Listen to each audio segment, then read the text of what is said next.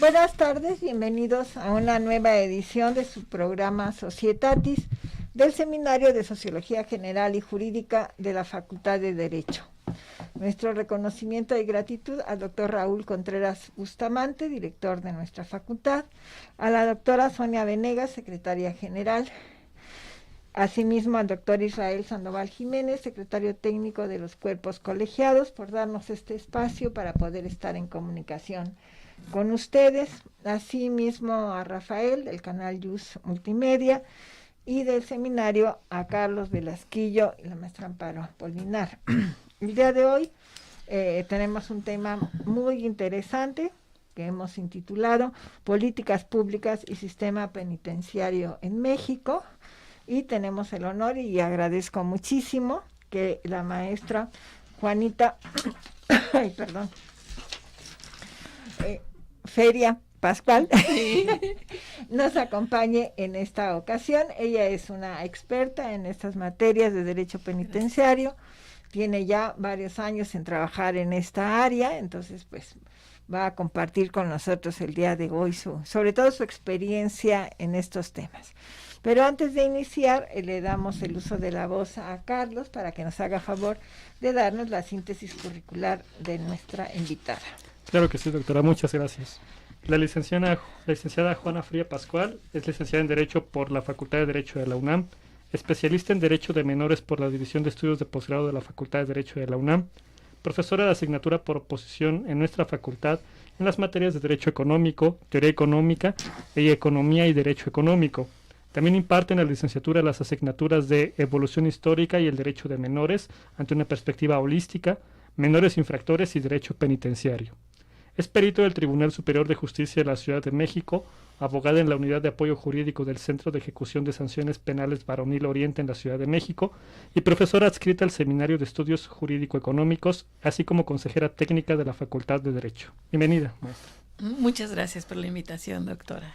Y Carlitos, gracias. Bueno, vamos a iniciar... siempre como que parece obvio, pero tenemos que iniciar por precisar nuestros conceptos. Entonces, lo primero que te pediría, mi querida Juanita, es ¿qué entendemos por políticas públicas? Porque es un término, un concepto que lo vemos todos los días, lo escuchamos todos los días, los noticieros, la gente habla de ello, y luego yo creo que no saben muy bien, como pasa con otros conceptos, de qué vamos a entender por una política pública. Muchas gracias, doctora. Pues evidentemente, como bien usted lo menciona, este es un concepto que todos los días nos acompaña, ¿no? Y que nosotros como licenciados en Derecho también lo utilizamos de forma muy frecuente. Y podremos decir así sencillamente para que los alumnos que nos están viendo y escuchando lo puedan tener presente, que es ese conjunto de acciones que toma el Estado, ¿no? Y que esas acciones tienen como objetivo fundamental satisfacer, digamos, cubrir objetivos públicos, ¿no? Su objetivo principal es satisfacer todos aquellos problemas públicos, todas aquellas preocupaciones que tenemos como población y que el gobierno tendría que realizar todas estas acciones para efecto de que estos problemas, estas preocupaciones que tengamos, pues queden cubiertas, queden satisfechas, ¿no? Esas son las políticas públicas, digo, en palabras simples y llanas, ¿no? Porque si vamos a citar conceptos mucho más técnicos, etcétera, pues nos llevaría un poquito más de tiempo, y aquí considerando que pues el Estado es quien tiene, digamos, la administración de los recursos, y justamente en el uso de esos recursos va a tomar esas decisiones, ¿no? Esas decisiones que al final de cuentas se traducen en eso, ¿no? En programas, en ya cuestiones muy aterrizadas respecto a determinadas problemáticas. Ahorita de lo que estabas comentando, estaba yo pensando, por ejemplo, en salud, en educación, es decir, ayudar a la población o apoyar a la población o satisfacer en la población determinadas necesidades que llamaríamos básicas. Sin embargo, obviamente aquí nuestro objetivo va a ser el sistema penitenciario. Entonces, ¿cómo enlazamos esto de las políticas públicas con el sistema penitenciario?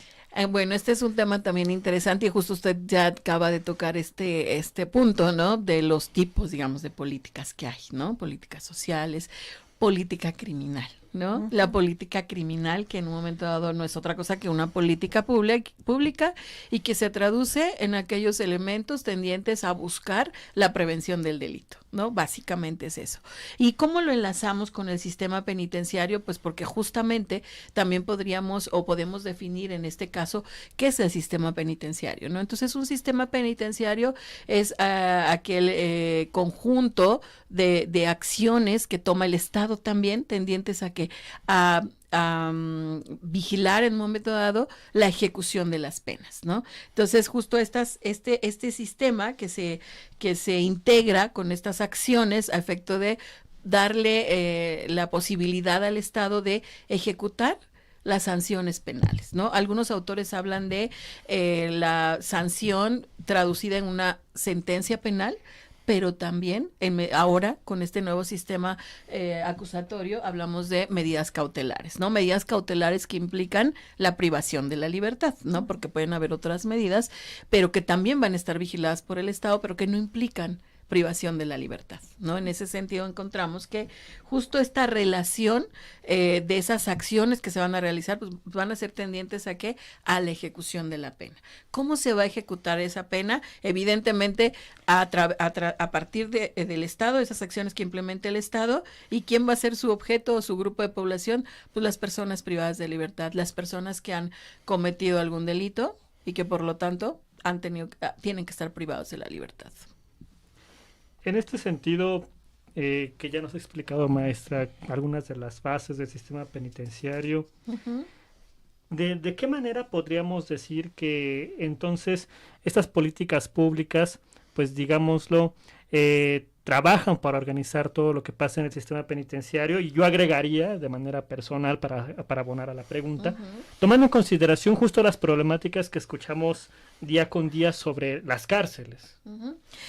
Muy bien, perdón. En esta parte encontramos que estas políticas públicas actualmente, por ejemplo, podríamos decir, bueno, la política pública en el sistema penitenciario es una política encaminada justo a la protección de los derechos humanos, ¿no? A propósito de lo que Carlos nos comenta, ¿no? En estas problemáticas que día a día escuchamos, ¿no? Y que si nosotros vamos a buscar noticias sobre sistemas penitenciarios, pues nos vamos a encontrar noticias no siempre agradables, no siempre que beneficien a las sociedades, ¿no? Y entonces esto es una preocupación, porque entonces significa que estas políticas públicas, que estas acciones de gobierno no están siendo las más eficientes o las más eficaces, perdón, ¿no? Para efecto de poder dar esa atención a estas personas privadas de libertad, ¿no?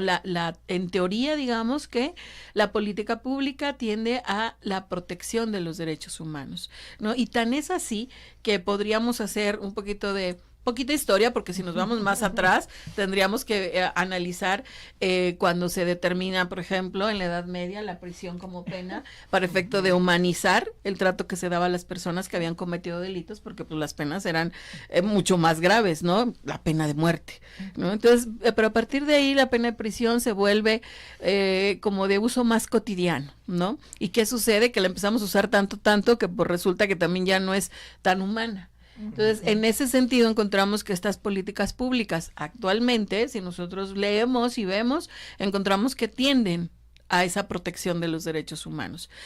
Nos falta un poquito hacer que esa protección sea más eficiente, ¿no? Nosotros contamos, por ejemplo, en México con un marco constitucional, un marco del que se encarga del estudio y que ya es materia del derecho penitenciario, ¿no? En donde encontramos el marco constitucional previsto en el artículo 18 constitucional, donde nos dice cómo será el trato que tendríamos que dar a las personas privadas de libertad, ¿no? Y primeramente nos dice que será el respeto a los derechos humanos y evidentemente con un fin, y ese fin será la reinserción social, ¿no? La reinserción social de las personas privadas de libertad. ¿Prepararlas para qué? Pues para que cuando estén en libertad puedan incluirse a las sociedades. Y ahí es donde encontramos el problema más grave, ¿no? Porque este 18 precisamente nos da los ejes rectores para la reinserción social. Y esos ejes rectores son la educación, el trabajo, la capacitación para el trabajo, la salud y el deporte. Yo cuando vi esa reforma dije, bueno, la salud y el deporte es parte de la educación. Pero bueno, lo quisieron hacer más preciso, pues bueno, así se de alguna manera en la vida práctica, en las prisiones de México por lo menos, pues se busca que estén atendidos estos elementos. No obstante, creo que no se logra cabalmente ese objetivo, ¿no? Y otro precepto que podríamos mencionar aquí y que está dentro de estas acciones, ¿no? Porque pues la política pública la tenemos ahí. Por ejemplo, actualmente podemos hablar de un programa nacional de seguridad pública. Ese programa nacional de seguridad pública, digamos que se desprende del Plan Nacional de Desarrollo actual, ¿no? Pero a lo mejor ustedes se preguntarán y dirán, bueno, es que ciertamente todas las administraciones de gobierno tienen sus planes, sus programas, y pues bueno, no hemos visto que cambie mucho, ¿no? Digo, desafortunadamente esa parte creo que la tenemos que atender, y todos los autores y todos quienes escriben sobre el derecho penitenciario, sobre sistemas penitenciarios, sobre regímenes penitenciarios, siempre hablan de que pues la prisión refleja la descomposición social, y mientras no atendamos esto, pues vamos a tener teniendo este tipo de dinámicas en las prisiones, ¿no? Aunque haya una reforma como la de 2008, yo les digo a mis alumnos, pues la reforma de 2008 fue muy ambiciosa en el sentido, o se establecía muy ambiciosa en el sentido de que decía, bueno, el uso de la prisión preventiva y de la prisión como pena menos, ¿no? Y ya teníamos normas internacionales como las reglas de Tokio que establecían los sustitutivos de la pena de prisión, ¿no? Decían, bueno, el uso de la pena de prisión sería así como el derecho penal, ¿no? La última ratio. Pero ¿qué pasaba? Que se usaba. Cuando viene la reforma de 2008, como parte de esas políticas públicas también, a ver, bueno, vamos a hacer una reforma constitucional penal, en donde, bueno, el tema que a mí me ocupa, digo, todo lo demás es muy interesante también, pero yo veía, porque me encuentro en el sistema penitenciario inmersa, o sea, bueno, el uso más reducido de la pena, de la prisión preventiva y de la prisión como pena, ¿no? Claro. Entonces, en 2008, decía, bueno, para el 2016, que se pretende implementar de forma ya definitiva, pues, porque fue gradual la implementación, dije, bueno, pues ya vamos a tener prisiones más despresurizadas, ¿no? Menos, hay un poquito de avance, porque hemos visto algunas estadísticas que nos dicen que pues ya tenemos por lo menos la capacidad que tienen los centros penitenciarios no ha sido rebasada, ¿no? Entonces, estas políticas se han traducido en esto, ¿no? En este marco jurídico que establece, bueno, estos van a ser los ejes rectores para la reinserción. ¿Sobre qué se fundamenta el trato a las personas privadas de libertad? Básicamente sobre los derechos humanos, el respeto a los derechos humanos, ¿no? Y además un aspecto muy importante también que tendremos que destacar aquí es que es el surgimiento, en México por lo menos, tenemos ahí en otros países, como Costa Rica o Brasil, que ya lo tenían, que son los jueces de ejecución, ¿no? O los jueces de vigilancia. Aquí haciendo un poco de recordatorio de mi maestra, la doctora Emma Mendoza, una gran penitenciarista, y pues que recientemente también perdimos a otro penitenciarista muy, muy estudioso de estos temas y muy interesado en estos temas, el doctor Sergio García Ramírez, a propósito de los jueces de ejecución, ¿no? Que en el artículo 21 constitucional, en este párrafo tercero, nos establece muy específicamente que la imposición y la modificación de la duración de las penas es una facultad exclusiva del Poder Judicial. Entonces, aquí vemos cómo estas acciones del gobierno se traducen en esto, ¿no? En esto que está ahí, un marco jurídico constitucional que está ahí y que de alguna manera, pues, se ha ido avanzando, ¿no? Desafortunadamente tenemos reformas como la de 2019 al artículo 19 constitucional, en donde se amplía un poco el catálogo de delitos que separa la imposición de prisión preventiva oficiosa. Entonces, pues bueno, yo creo que vamos a regresar un poquito a llenar otra vez las prisiones.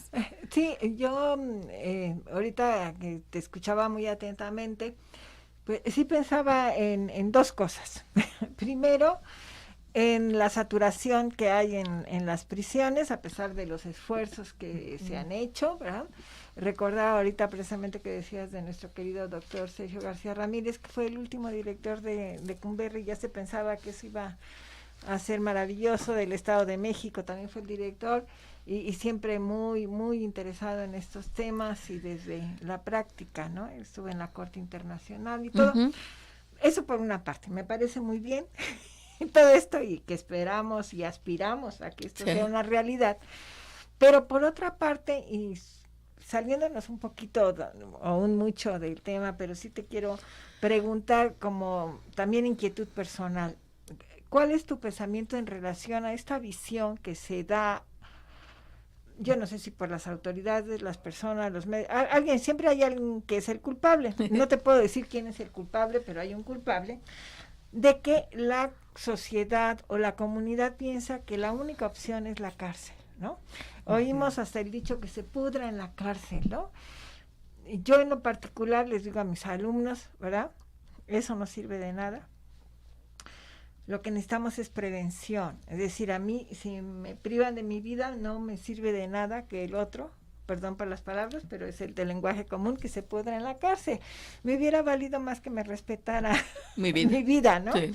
Entonces, en este sentido de esta visión de la sociedad y que tristemente desde mi perspectiva vemos que cada día pienso yo que por impulso de los legisladores, más cárcel, más prevención preventiva, más...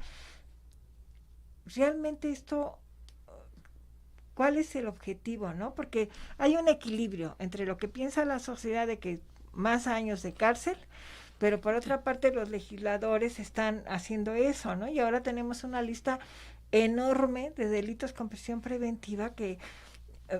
por dar un caso concreto, ¿no? Ya quieren hacer los que no pagan la pensión alimenticia que se vayan a la cárcel. Pues al contrario, los estamos ayudando, porque si el sujeto está en la cárcel, me queda obvio que no puede cumplir con su obligación. Sí. Y al contrario, va a salir furibunda, por decirlo menos, ¿no? Sí. En ese sentido, en tu experiencia, Juanita, ¿qué hacemos ante esta visión? Por una parte, de tratar de tener políticas públicas que ayuden a la reinserción de las personas, y por otra parte, una sociedad, desde mi perspectiva, manipulada, para que la gente se quede por omnia secula seculorum en la cárcel. Sí. Esto es muy desafortunado, y usted acaba, casi me dio la respuesta, porque justo ahora que he estado revisando, bueno, siempre reviso todo esto porque, bueno, me desenvuelvo en este sistema, y usted lo acaba de decir, es prevención del delito, ¿no? O sea, no hay un documento, por ejemplo, aquí el 18 nos dice, bueno, vamos a tratarlos así, les vamos a dar todos estos elementos para prepararlos para que salgan. Sí, pero después, ¿qué va a pasar? ¿No? O antes, ¿qué va a pasar? ¿Qué pasa antes de que una persona cometa un delito? ¿No? O sea, ¿cómo prevenimos el delito? Entonces ahí yo creo que es una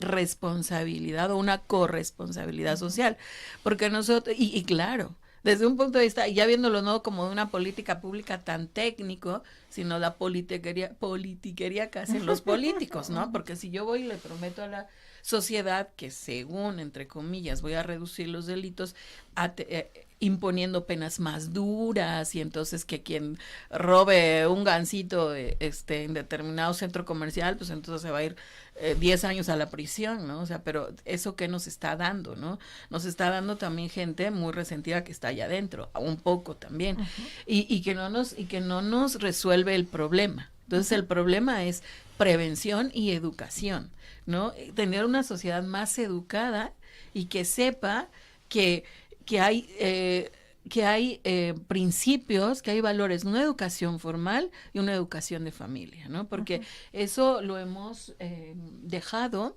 y entonces pues tenemos ahí las cárceles. Entonces si comete un delito se va a ir a la cárcel y ya con eso lo resuelvo, y ya siento que se me hizo justicia, que yo ya estoy, ay, se me fue la palabra ahorita, pero siento que ya mi reparación del daño, ahí está, ¿no? Entonces, yo creo que esa parte no la tenemos bien entendida. Y entonces cuando nos dicen, bueno, es que vamos a aumentar las penas, y hace ratito que le citaba la política criminal, decía, pues verdaderamente es criminal, ¿no? O sea, porque ¿quién va a cumplir 200 años en la prisión?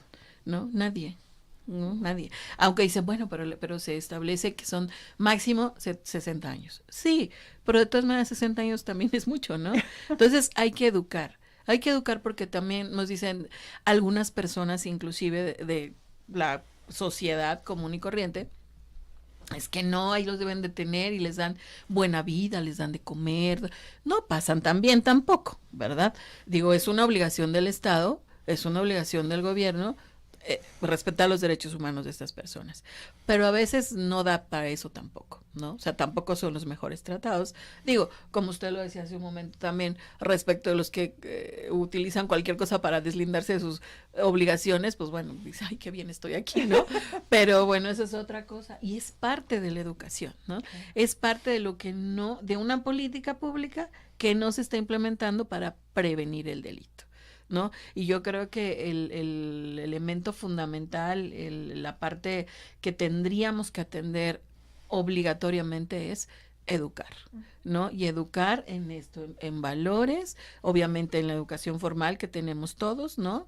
Pero también en valores, porque eso lo perdemos muchísimo, ¿no? ¿Cuántas cosas hemos visto que de repente, padre, lo que veíamos hace unos meses, ¿no? Estas noticias de la mamá que llega a la escuela porque supuestamente la maestra agredió al niño y entonces ellos llegan y en lugar de poner un orden, o sea, o decir, bueno, a ver qué está pasando, bueno, voy a buscar las vías, ¿no? Jurídicas para que esta señora en un momento dado no abuse de mi hijito, ¿no? Por ejemplo, pero no. O sea, es llegar y decir, bueno, yo lo resuelvo porque yo así resuelvo las cosas. Entonces, esa parte yo creo que tendríamos que trabajar mucho. Le digo, yo todo el tiempo que he leído esto, que he visto esto, no he encontrado una parte que vamos a prevenir el delito, ¿no? Por ejemplo, cuando en el sistema penitenciario, en el régimen penitenciario que se utiliza actualmente, se habla de un plan de actividades, ¿no? Cuando una persona es sentenciada, ejecutoriada y que ya se dice, bueno, ya está a disposición del juez de ejecución. Y entonces el juez de ejecución le dice a la autoridad administrativa, mándame un plan de actividades que vas a hacer con este señor que está privado de la libertad. Entonces se hace el plan de actividades con este señor, en donde pues bueno, vamos a programar educación, va a ir a la escuela, va a ir al trabajo, va a tener una actividad laboral dentro de la prisión. Pero después de la prisión dice, y es que dicen, no, bueno, es que ahí hay una confusión que tendríamos que aclararla muy bien y analizarla muy bien, porque dice, bueno, es que sería como ir en contra de sus derechos humanos y después de la prisión yo le quiero controlar la vida. Es que no es tanto eso, sino es encauzarlo, ¿no? Porque de repente esas personas no cuentan con esas redes de apoyo, ¿no? A lo mejor la familia, yo creo que pocas familias son funcionales. Perdón, a ver si los estudiosos del derecho familiar me dicen, a lo mejor algunas somos funcionales, medianamente funcionales, ¿no? Porque porque de repente cuando analizamos por ejemplo, los factores que inciden para que una persona cometa delitos, pues uno de los elementos proviene de una familia disfuncional, ¿no? Pero sí que es disfuncional. Bueno, no por quedarnos tranquilos, pero ya Platón decía que las familias estaban en crisis, entonces ya. Imagínense. Y seguimos en crisis, seguirán en crisis. Seguimos en crisis. Sí, entonces esta parte yo creo que sería fundamental. Yo no he encontrado algo así que, bueno, prevenir el delito. Y después, el apoyo pospenitenciario sí está previsto en la ley, ¿no? Sí está ahí. Bueno, vamos a darle a estas personas apoyo para que pues consigan un trabajo, pero ahí es donde ha fallado muchísimo esta política pública, estas acciones, porque el gobierno no crea una infraestructura real, ¿no? En donde digamos, bueno, a ver, este señor que le gusta tanto la vida criminal, pues vamos a ver cómo podemos encauzarlo, ¿no? Pero a lo mejor dentro de la prisión se le puede encauzar medianamente, porque hay algunos que, y ese también es un análisis muy interesante desde el punto de vista psicológico, desde el punto de vista criminológico, ¿no? Porque hay personas que verdaderamente, pues, la prisión es su medio de interacción, y no hay forma de cambiarlo, pero no todos, ¿no? Yo creo que la mayoría podrían tener al salir una mejor calidad de vida, ¿no? Pero si no encuentran esas redes de apoyo, pues entonces no van a poder hacerlo, porque entonces reinciden.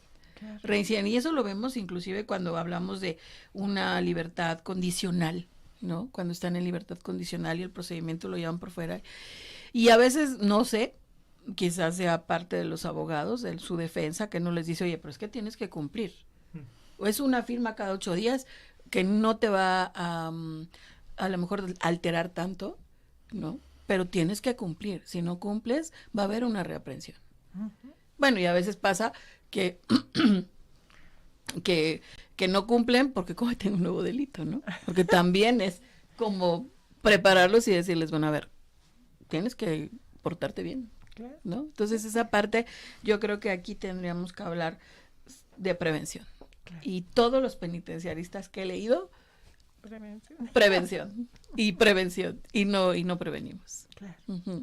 Bueno, pues vamos a una pausa y continuamos en unos minutitos.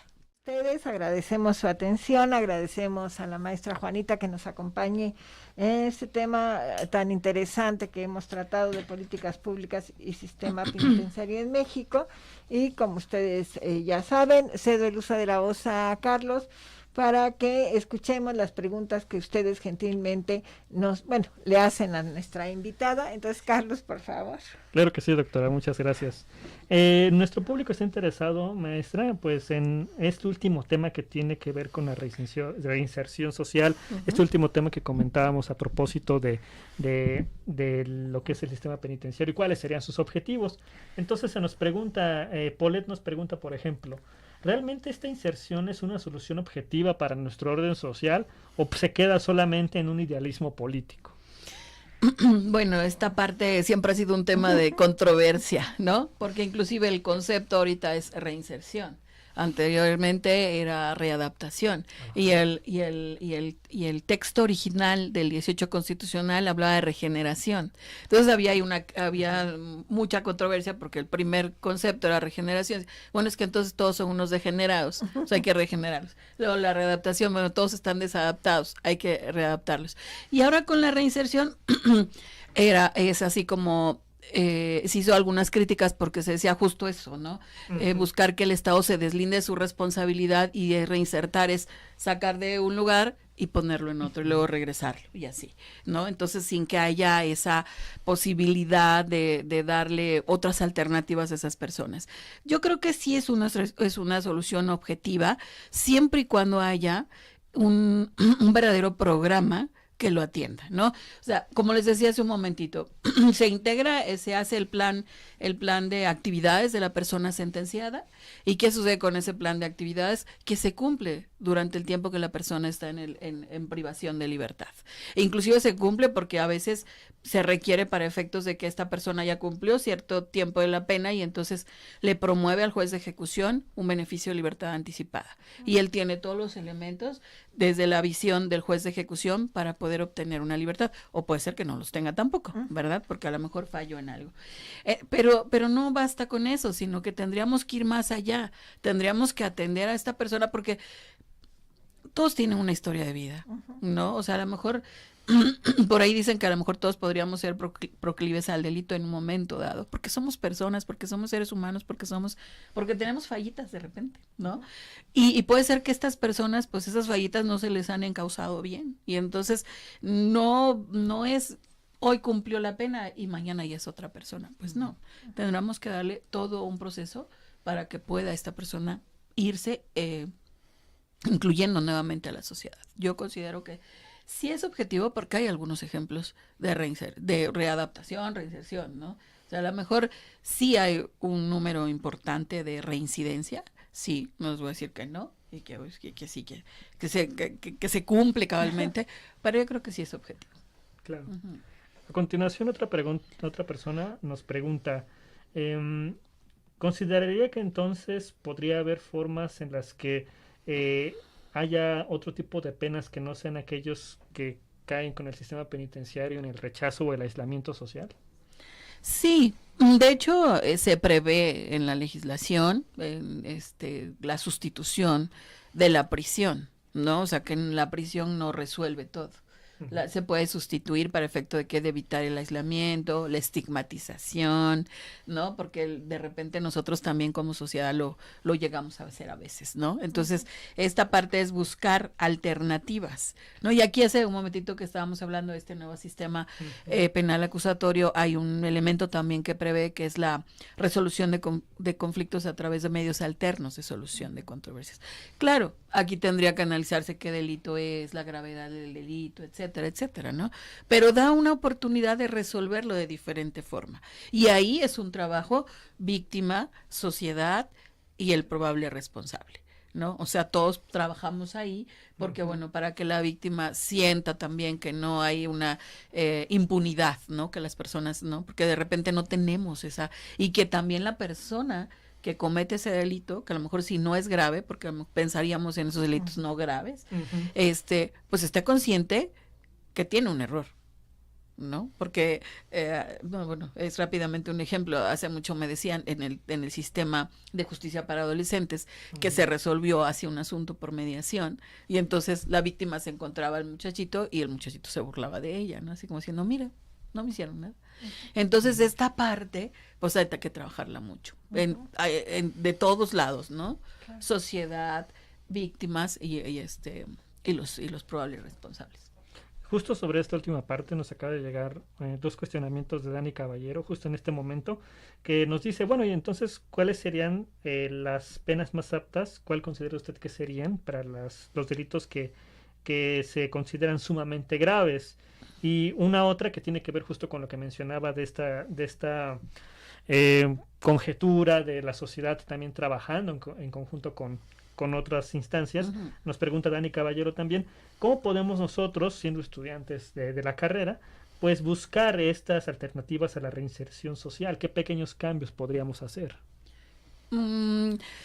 Bueno, respecto a delitos graves, pues definitivamente, como lo prevé la ley, dice, bueno, se impondrá la pena salvo que no haya otra solución, ¿no? Y aquí en el caso de delitos graves, pues bueno, digo, aunque uno no lo quiera, tendrá que ser así. Pero si nosotros revisamos la estadística penitenciaria, pues vemos que la mayoría de delitos, pues no son, digo, no debieran existir, ¿no? Porque es como yo les digo a mis alumnos cuando hablamos de los menores de edad en conflicto con la ley penal o adolescentes en conflicto con la ley, pues no debieran haber adolescentes involucrados en delitos, ¿no? Yo creo que ese es el mundo del deber ser, pero desafortunadamente ahí está, ¿no? Y aquí desafortunadamente hay delitos, pues sí que son de alto impacto, delitos que no hay otra cosa que lo resuelva, ¿no? Desafortunadamente ahí entonces sí se tendría que usar la prisión. Pero algunas alternativas, pues también sería justo esa prevención para no caer en esto. Tendríamos que buscar estas alternativas y nosotros como abogados también, pues ir buscando esas posibilidades de prevención, porque a veces nosotros vienen a consultarnos, a que demos una asesoría, y nuestra asesoría, pues sí, no es la mejor que digamos, ¿no? Siempre, no, sí, yo te aseguro que va a la prisión, ¿no?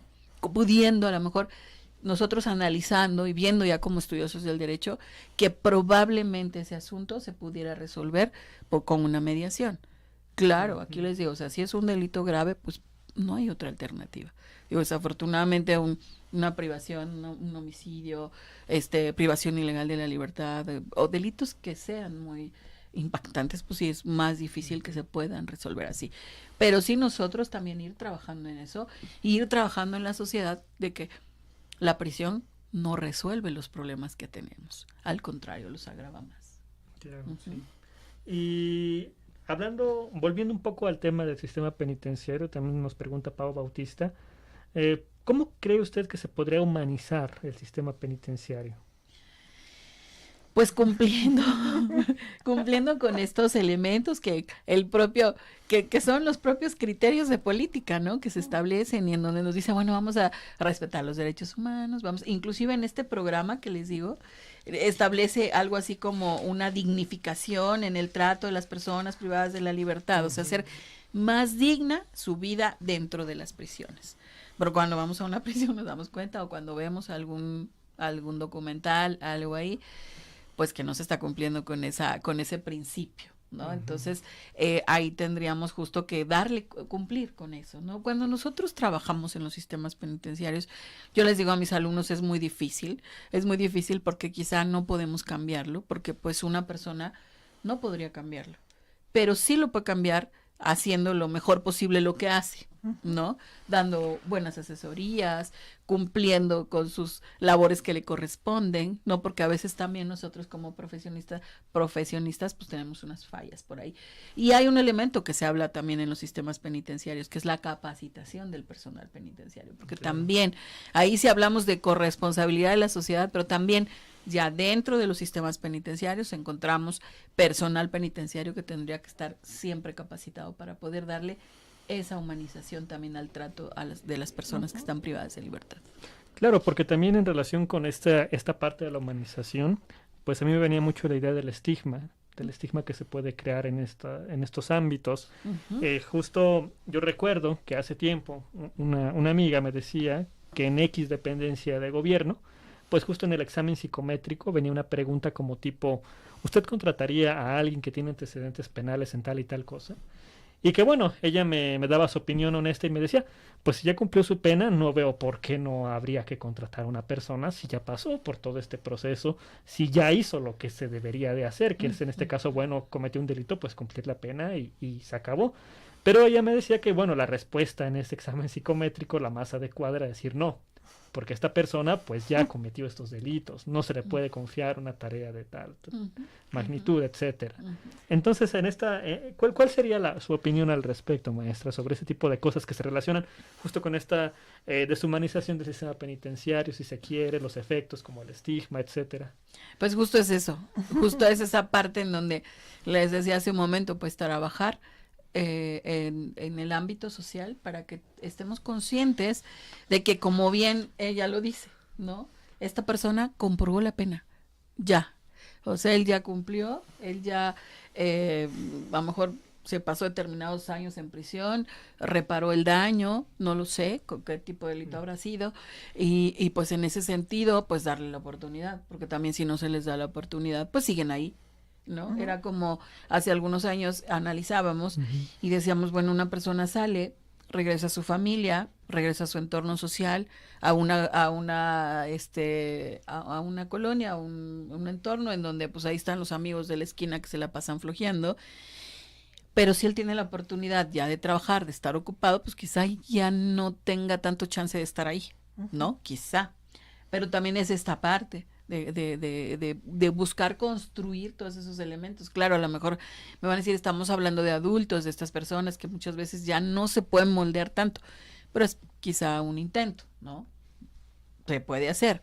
No, a lo mejor podrían pensar ahorita en nuestra audición, pues qué idealista, ¿no? Porque creen la readaptación también. Pero sí, yo lo he visto y trabajo en ese sistema, ¿no? Y he visto que puede ser que se le dé esa confianza a las personas para que puedan hacerlo, ¿no? Y bueno, y es que es trabajarlo y trabajarlo y trabajarlo, ¿no? El doctor, justo ahorita que recordamos a nuestros penitenciaristas que se han ido, el doctor Sergio García Ramírez, en la década de los 70, después de que cerró Lecumberri, que se cerró Lecumberri, que él fue el último director, en el ámbito penitenciario, él fue el impulsor de la prisión abierta. Entonces ese era un programa muy ambicioso, yo considero. Sí, porque era unos días en prisión, otros días en libertad.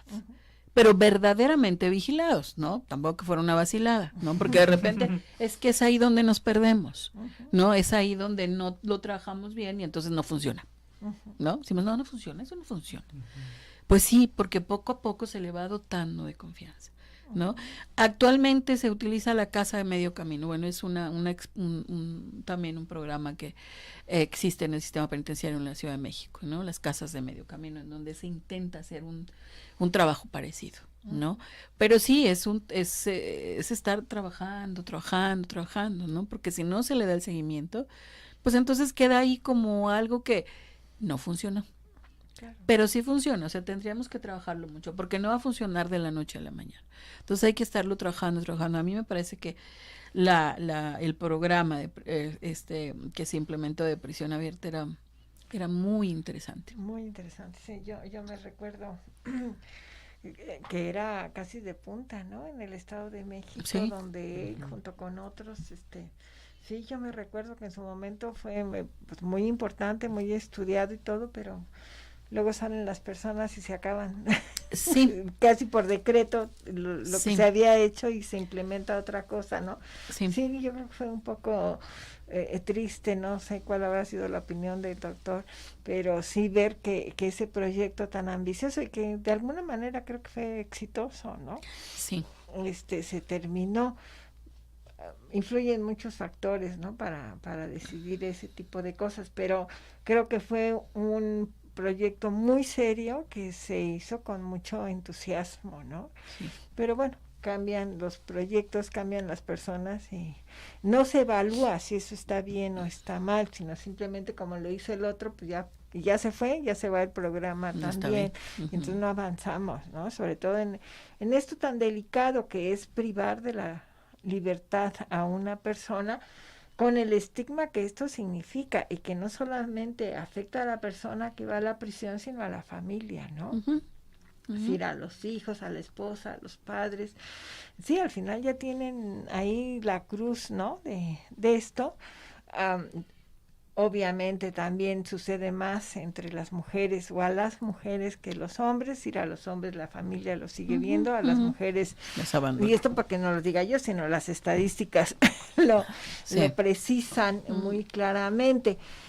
Pero cuando vemos que hay este sentir de la sociedad que piensa que la cárcel es lo único que soluciona, pues ahí estamos fallando como sociedad y como Estado, ¿no? Y precisamente esas políticas públicas, porque tendrían que capacitarlos o darles esa opción de un trabajo, ¿no? Pensemos que muchas de las personas que llegan a delinquir es porque no tienen otra opción, ¿no? Y luego vimos tristemente lo que tú decías hace un minuto, a lo mejor por un gansito está en la cárcel y luego vemos que alguien que desapareció millones, pues está feliz de la vida, ¿no? Sí, entonces ahí también sí. el sistema, a ver qué está pasando con el sistema, ¿no? Sí. Tenemos que ser pues más coherentes, porque está bien, como tú decías en la historia, pues hay muchos casos, ¿no? De gente que por algo significante estuvo años en la cárcel, me recuerda a Montecristo, ¿no? Pero tristemente sigue pasando esto, ¿no?